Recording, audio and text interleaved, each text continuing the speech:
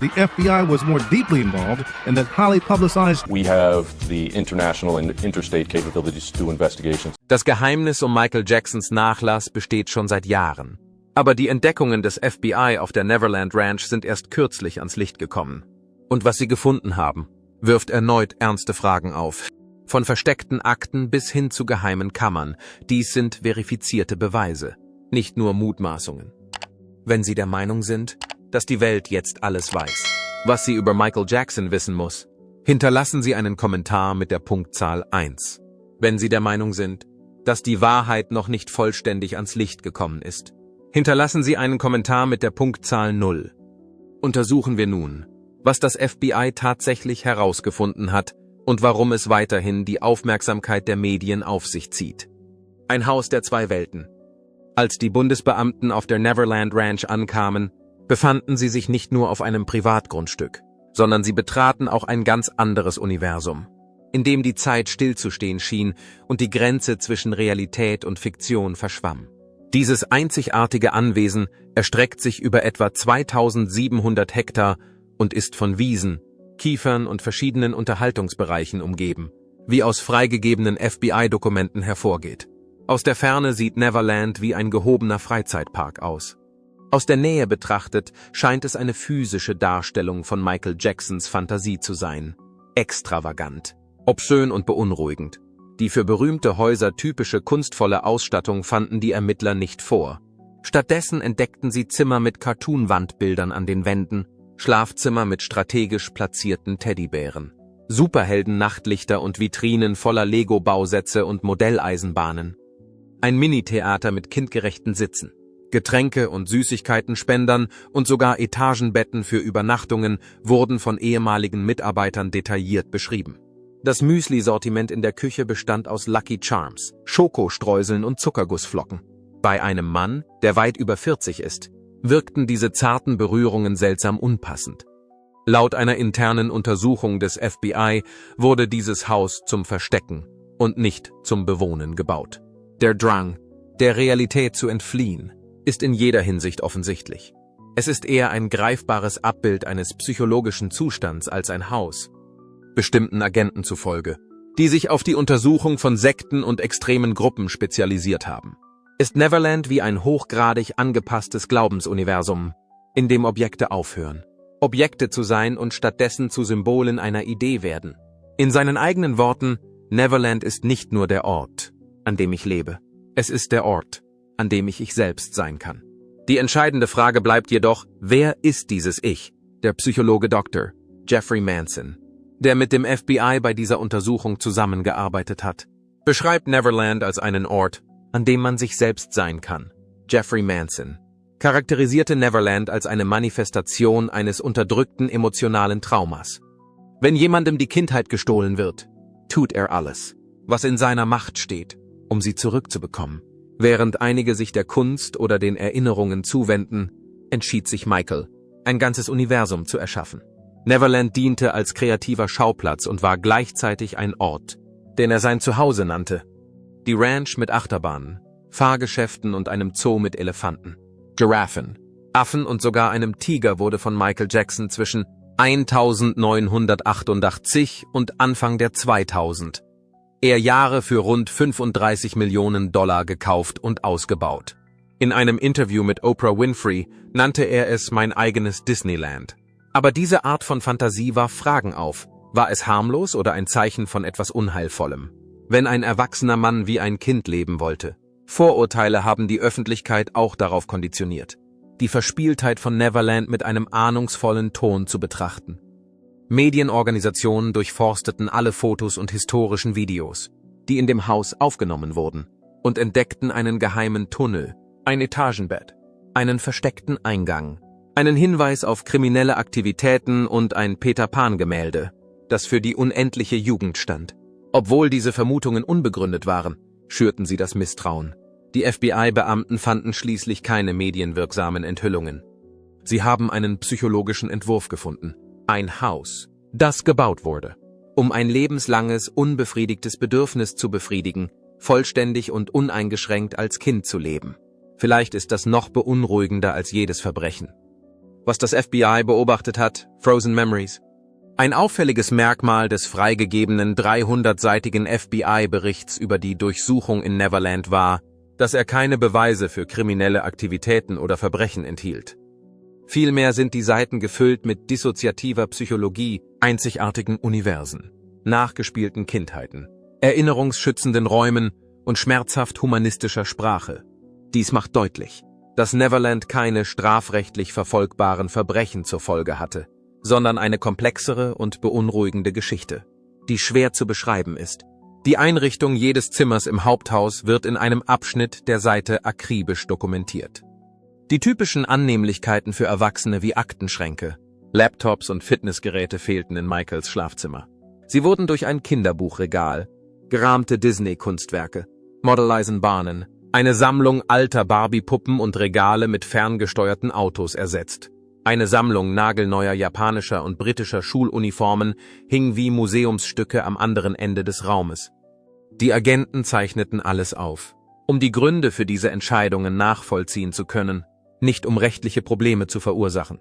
An den Wänden des Wohnzimmers hingen handgemalte Bilder von Peter Pan, die über London flogen und auf denen mit schwarzer Tinte deutlich zu lesen war: Ich bin Peter Pan, ich werde nie erwachsen. Die Küche, in der der Geschmack der Erwachsenen herrschen sollte, war mit Zuckerwattemaschinen, Popcorn-Maschinen, Scooby-Doo, Markenkeksen und einem separaten Kühlschrank ausgestattet, in dem es nur Frühstücksflocken und Kindermilch gab. Es war beunruhigend und lustig, dass sogar am Esstisch ein riesiger runder Tisch von ein paar normalen Stühlen und Kinderstühlen umgeben war. Jede Kammer in Neverland schien ein Stück eines unvollendeten Traums zu sein. Bei der Inspektion wurden keine Geschäftsbücher oder Unterlagen gefunden. Vielmehr waren es Stapel handgeschriebener Briefe von jungen Fans, verziert mit Buntstiftzeichnungen und Polaroid-Bildern und geschrieben mit bunten Stiften auf gemustertem Papier. Das Thema zog sich wie ein roter Faden durch alle Briefe. Ich vermisste den mit Süßigkeiten gefüllten Garten. Ich sehnte mich danach, wieder mit Onkel Michael zu spielen. Und Neverland ist mein Himmel. Inmitten von Videokassetten mit Aufnahmen von Veranstaltungen auf der Ranch und Familienfotos aus der Kindheit wurden diese Briefe angemessen gebunden und laminiert. Ein privates Kino mit 50 Plätzen außerhalb des Hauptgebäudes bot Popcorn, Getränkeautomaten, einen kleinen Süßigkeitenladen und Liegestühle mit dünnen Decken. Nebenan befindet sich ein Übernachtungsraum mit Etagenbetten im Zeichentrickstil. Keine Anzeichen für illegale Nutzung, heißt es im Bericht eines Agenten, obwohl dieser Raum nie für Erwachsene gedacht war. Obwohl es nicht illegal war, führten diese Merkmale dazu, dass das FBI Neverland eher als ein lebendiges psychologisches Profil denn als eine kriminelle Szene betrachtete. Das Arrangement, die Aufbewahrung und die Konservierung deuteten darauf hin, dass man sich mit dem Gedanken an Kinder beschäftigte. Doch nichts davon verstieß gegen das Gesetz. Die forensische Psychologin des FBI, Dr. Anne Lavoie, gab aufschlussreiche Ratschläge. Entscheidend ist, dass Michael Neverland nicht erfunden hat, um jemanden zu täuschen. Er hat nicht geschauspielert. Neverland ist ein Spiegel, der widerspiegelt, where er war, keine Wand, hinter der er sich verstecken wollte. Es handelt sich um einen ausgeklügelten Verteidigungsmechanismus, der die Form von finanzieller Macht annimmt, ähnlich wie die Planung und Finanzierung des Baus eines Schlosses. Außerdem sahen die Agenten die Kindheitsgedenkkammer, einen kleinen Raum am Ende eines Korridors. Darin befanden sich Erinnerungsstücke aus seiner Jugendzeit, wie Kassettenaufnahmen der Jackson 5, Bühnenkleidung von Teenagern, schwarz-weiß Familienfotos und ein unsignierter, eilig geschriebener Brief, der nie adressiert worden war. Dad hat mir nie ein Kompliment für meine Leistung gemacht. Ich möchte, dass du mich nur einmal umarmst. Er ist in einfacher, schmuckloser Handschrift geschrieben und ruft beim Leser eine tiefe, unbenannte Traurigkeit hervor. Alles im Nimmerland war gesetzlich erlaubt. Keine illegalen Bilder oder illegalen Waren. Aber aus psychologischer Sicht ist die Sammlung eine lebendige Chronik eines Mannes, der in seiner Jugend gefangen ist. Und aus diesem Grund sind die Ergebnisse des FBI, auch wenn sie rechtmäßig sind, für mich persönlich äußerst beunruhigend. Unter den Augen der Agenten wurde Neverland in ein emotionales Museum verwandelt, in dem jedes Objekt, Jeed Wand, jedes Spielzeug und jedes Foto Michael Jacksons unverwirklichte Kindheit symbolisiert. Eine Welt, in der alles im Alter von 10 Jahren zum Stillstand kommt. Eingefroren nicht durch Eis, sondern durch Zeit, Psychologie und verkümmerte menschliche Entwicklung. Nach Ansicht des FBI sollte Michael Jackson nicht angeklagt werden, da er nie volljährig war. Verdächtigungen und Erklärungen von Geheimnissen in Büchern. Michael Jacksons Private-Sammlung von Kinderbüchern. Ein kleiner, aber bedeutender Teil des Beweismaterials löste mehr langfristige Kontroversen aus als irgendeines der Hunderte von Objekten, die das FBI in Neverland katalogisierte. Die Tatsache, dass diese Bücher sorgfältig in sicheren Schränken aufbewahrt wurden und nicht als Lehrbücher oder dekorative Kaffeetischgegenstände dienten, gab sofort Anlass zur Sorge. Diese Romane waren in keiner Weise rechtswidrig. Sie waren frei von pornografischen Bildern und sexuellem Material. Und bei einigen handelte es sich sogar um Bände mit Kunstfotografie, die in Europa ausgestellt worden waren. Doch aus der Sicht der FBI-Detektive und insbesondere im Zusammenhang mit Neverland erhielten diese scheinbar harmlosen Fotobücher eine beunruhigende Aura. In den Ermittlungsvermerken heißt es, dass der größte Teil der Sammlung aus Zusammenstellungen von spielenden Kindern bestand, mit Themen wie Unschuld, unendliche Freude, Freiheit und Reinheit. Auf mehreren Bildern sind Kinder zu sehen, die in Gärten lachen, im Regen tanzen, Bälle werfen, malen und über Wiesen sprinten. Das sind alles ganz natürliche Momente, die aber von jemandem, der sich mit der Komplexität der High-Art-Fotografie oder Michael Jacksons persönlicher Geschichte nicht auskennt, leicht missverstanden werden können. Diese Fotobücher wurden in einem fensterlosen Anbau untergebracht, der von den Hauptwohnräumen abgetrennt war, wie aus einem speziellen FBI-Zusatz hervorgeht. Der Ort deutet auf ein bewusstes Bemühen um Geheimhaltung oder Abgeschiedenheit hin. Obwohl die Ermittler im Zusammenhang mit den Bänden keine strafrechtlichen Anklagen erhoben, sorgte dieses Wissen für dramatische Schlagzeilen und die Vermutung, dass sie potenzielle Beweismittel enthielten. Ein FBI-Sprecher betonte in späteren Gesprächen, dass es keinen Grund gebe, diese Gegenstände als rechtswidrig zu betrachten. Sie sind nicht nur rechtlich relevant, sondern auch aus psychologischer Sicht faszinierend. Und das Hauptproblem liegt in diesem Unterschied. Michael Jackson schrieb eine Notiz mit blauer Tinte in einen Band, schaut in die funkelnden Augen der Kinder. Das ist es. Worum es bei der Kindheit geht. Etwas, das ich nie erleben konnte, mir aber immer wünschen werde. Aus dem Zusammenhang gerissen, könnten diese Aussagen verdammt erscheinen. Wenn man sie jedoch mit Michaels Lebensgeschichte vergleicht, lesen sie sich wie ein ergreifendes Eingeständnis einer schweren emotionalen Deprivation. Jackson sagte oft zu seinem Publikum, ich hatte nie eine Kindheit. Von seinem 6. Lebensjahr an wurde er auf die Bühne gedrängt und unter der strengen Aufsicht seines Vaters Joseph Jackson erzogen, der dafür berüchtigt war, die Jackson 5 eher wie ein Unternehmen als wie eine Familie zu führen. Michael übte Tanzen, gab Interviews und reiste durch das Land, während Pierce skizzierte, Ball spielte und zur Schule ging. Er bezeichnete Joseph nie als Vater, sondern als Chef. Michael murmelte, ich wollte nur, dass er sagt, mein Sohn, als Antwort auf Fragen zu seinem Vater. Aber das tat er nie. Eine Psychologin, die die FBI-Dokumente untersucht hat, Dr. Clara Hewitt, bot eine überzeugende Verteidigung an. In therapeutischen Kontexten haben Menschen, die keine normale Kindheit hatten, versucht, diese durch das Sammeln von Spielzeug, das Erstellen von Bilderbüchern oder die Verwendung von Kunst zur Wiederherstellung von Erinnerungen zu kompensieren. Michael Jackson war nur das bekannteste und vielleicht auch das problematischste Beispiel. Was Jackson in den Büchern fand und nicht, warum er sie hatte, ist die entscheidende Frage. Sie repräsentierten das Leben, das er nie erfahren hatte. Eine Welt der Unschuld, frei von 4 Uhr morgens. Und für ihn waren sie mehr als nur andere Kinder. Kindertouren unter strenger Aufsicht. Erzwungene Tanzübungen in kurzen Hosen und Aufnahmesessions. Das Unerwartete wird in der öffentlichen Meinung oft mit dem Bedrohlichen in Verbindung gebracht. Und Michael, der aufgrund seines ungewöhnlichen Verhaltens, seiner Kleidung und seines Lebensstils bereits verdächtigt wurde, war ein leichtes Ziel.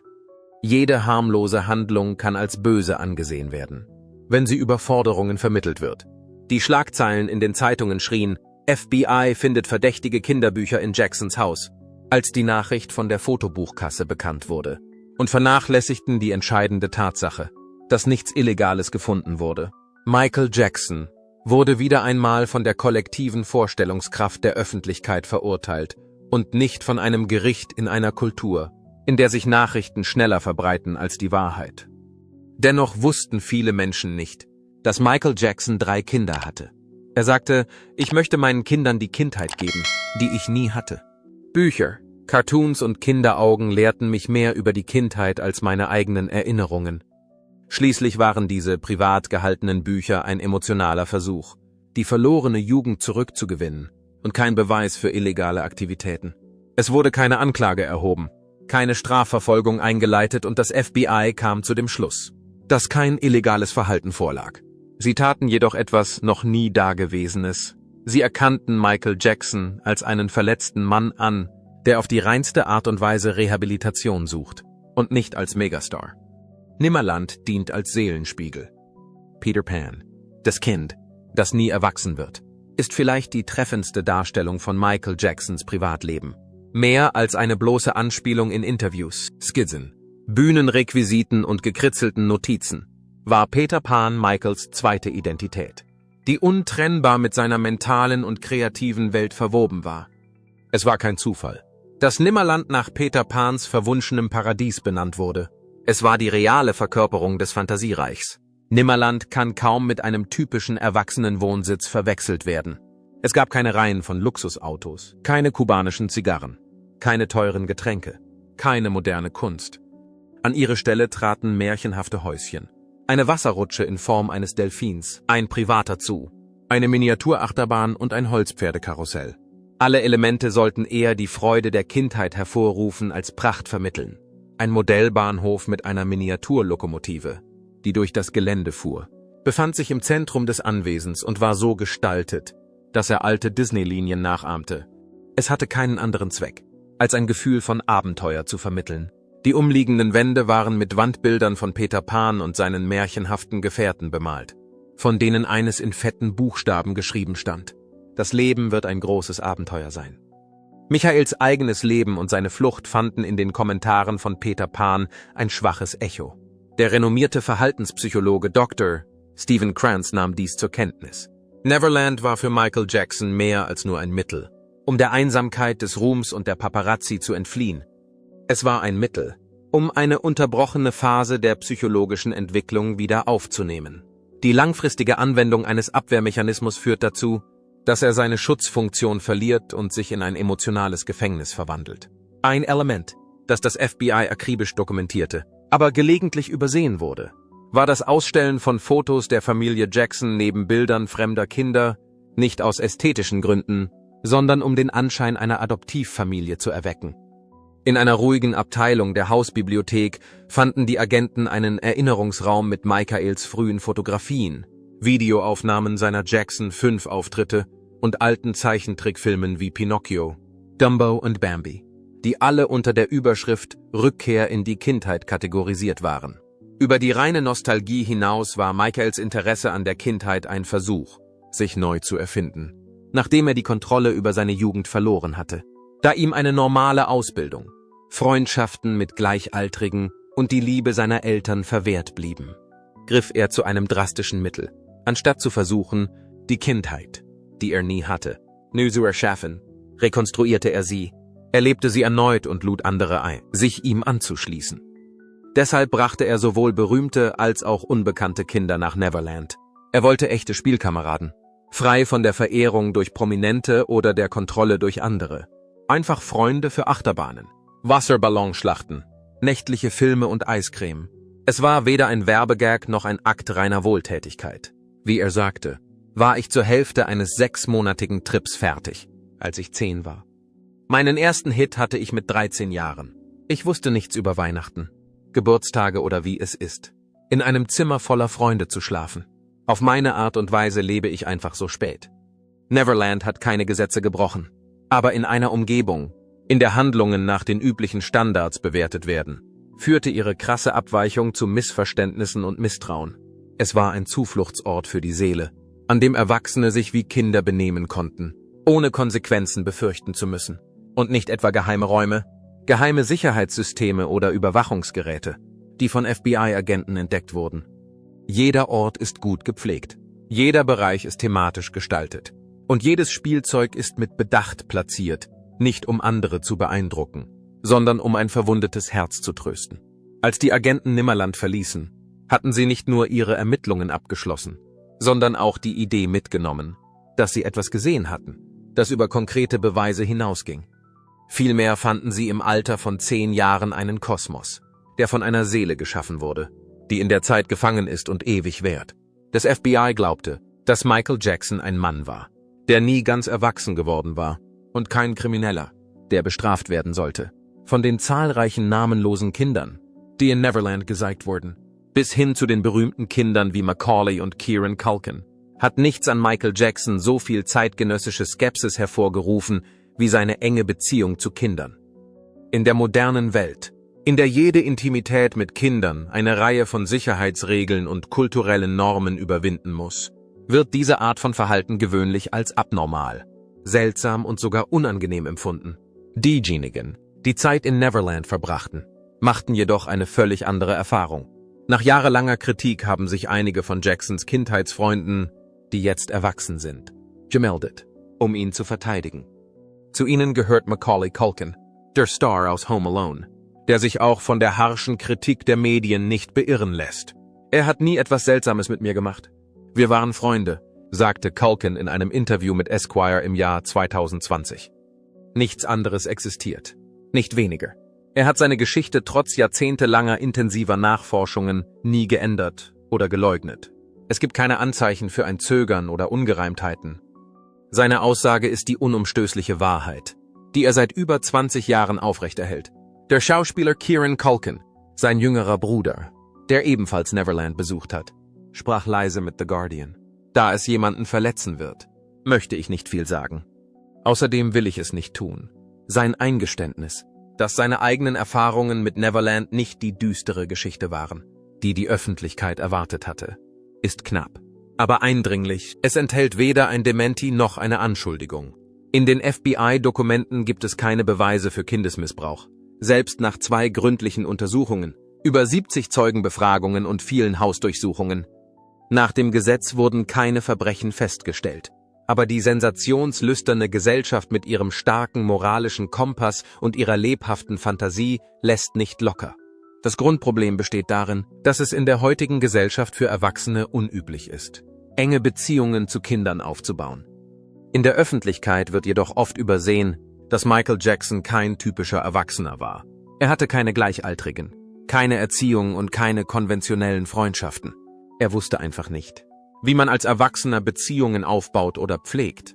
Infolgedessen fühlte er sich zu Kindern hingezogen, die sich nicht an soziale Normen hielten, keine Masken trugen und ihn vorbehaltlos willkommen hießen.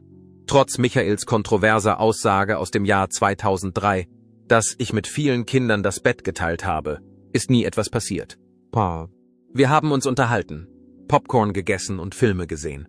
Das hatte ich nicht, als ich jünger war. Aus dem Zusammenhang gerissen, löste diese Bemerkung einen Medienrummel aus. Wenn man es jedoch im Rahmen von Michaels individuellem Kampf analysiert, scheint es ein echter Ausdruck der Sehnsucht nach echter Verbundenheit und des universellen menschlichen Bedürfnisses nach Verbundenheit zu sein, das viele Menschen nicht verstehen oder nicht verstehen können. Michael Jackson war einfach das offensichtlichste und vielleicht auch ergreifendste Beispiel.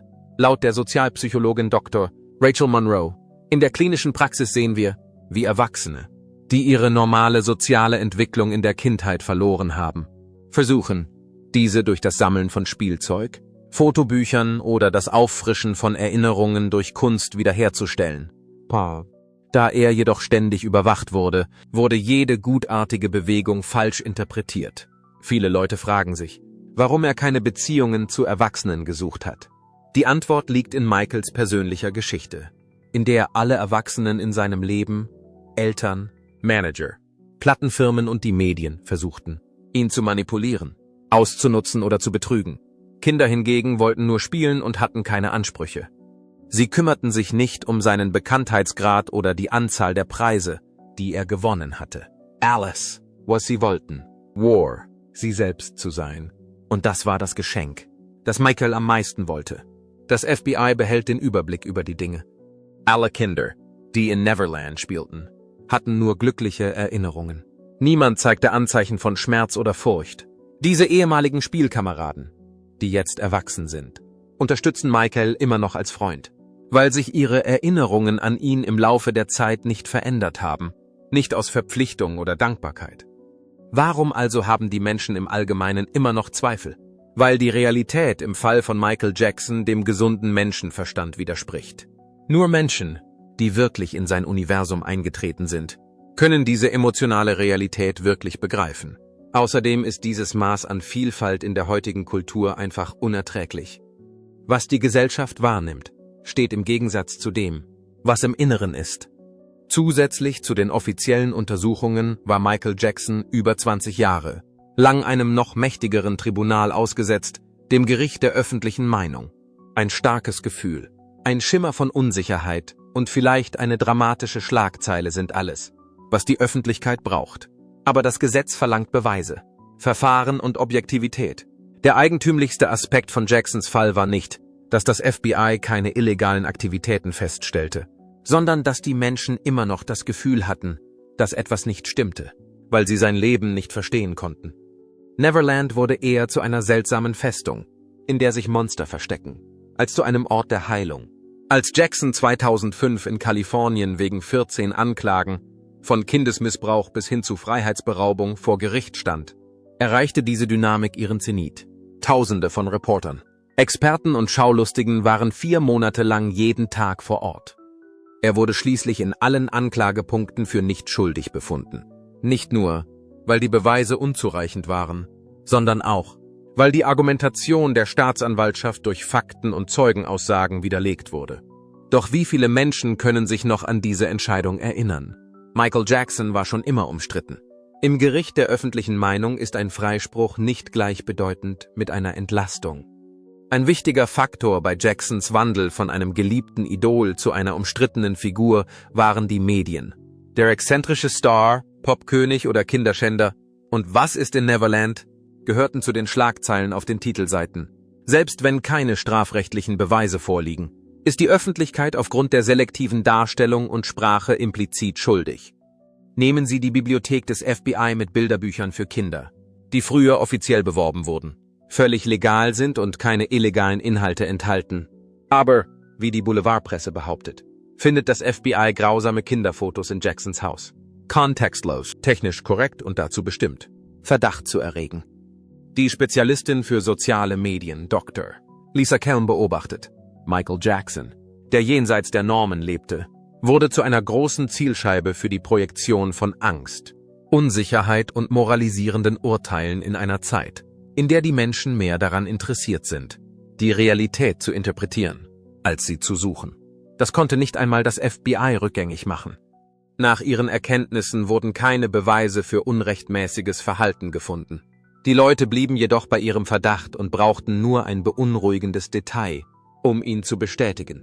Sie sahen auch viel zu viel, um sich im Nimmerland wohl zu fühlen, das mit Spielzeug, Zeichentrickfilmen, Süßigkeiten und Kinderbüchern vollgestopft war. Dieses Unbehagen offenbart eine Angst vor dem Unbekannten. Es widerspricht konventionellen moralischen Überlegungen.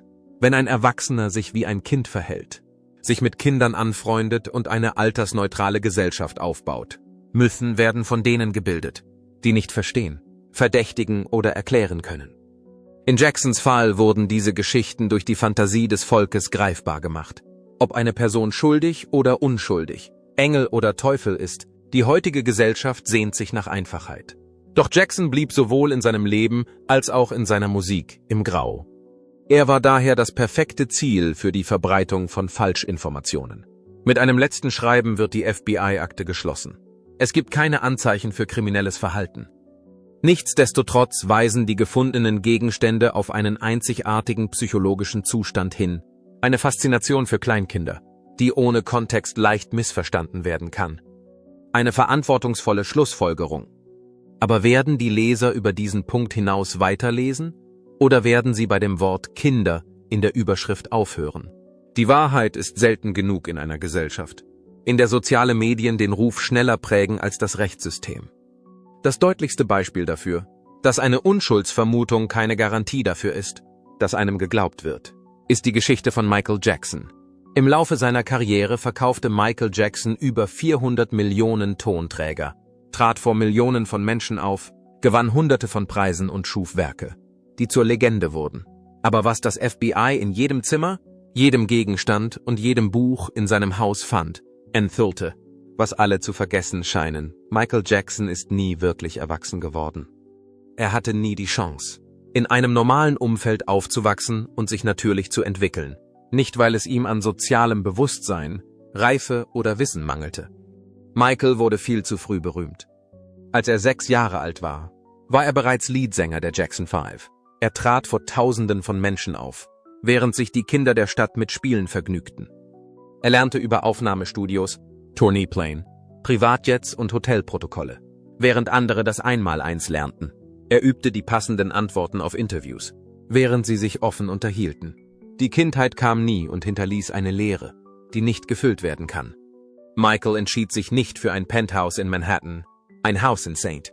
Tropez oder ein Schiff, als er endlich den Reichtum und die Fähigkeit besaß, etwas zu bauen. Um der Junge zu sein, der er verloren hatte, erfand er Neverland, einen zeitlosen Ort, frei von Druck und Terminen. Der Verhaltenspsychologe Dr. Jonathan Blas geht noch weiter ins Detail. Die Regression in ein unterbrochenes Entwicklungsstadium wird hierdurch veranschaulicht. Als eine Art emotionale Therapie bleibt der Patient in der unvollendeten Phase, anstatt sie fortzusetzen. Doch anstatt sich in ein kleines, illustriertes Schlafzimmer zurückzuziehen, investierte Michael zig Millionen Dollar in die Errichtung eines vollwertigen Vergnügungsparks mit Fahrgeschäften, einem privaten Zoo, einem Kino und Süßigkeitenverkäufern. Neverland war mehr als nur ein Ort. Es war ein letzter Versuch, ihm die Kindheit zurückzugeben, die er nie gehabt hatte.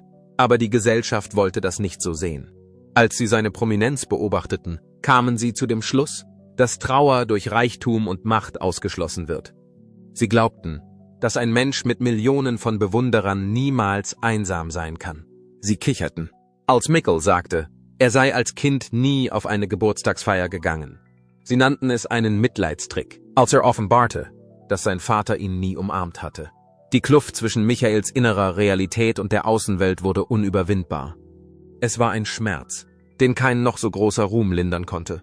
Er trat vor einem Publikum auf, das ihm nie viel Aufmerksamkeit schenkte, wenn er die Bühne betrat. Jede Reise zurück nach Neverland diente als Zufluchtsort für seinen einzigen wirklichen Trost. Ironischerweise wurde er mit zunehmender Berühmtheit immer weniger verstanden. Je mehr er versuchte, das Richtige zu tun, desto intensiver wurde er beobachtet.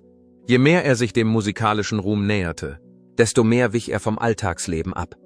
Es war eher ein Geständnis als ein Plädoyer, als Michael Jackson sagte, ich fühle mich am freiesten, wenn ich in der Nähe von Kindern bin, weil sie sich nicht verstellen, nicht urteilen und mich nicht durch das definieren, was ich nicht bin.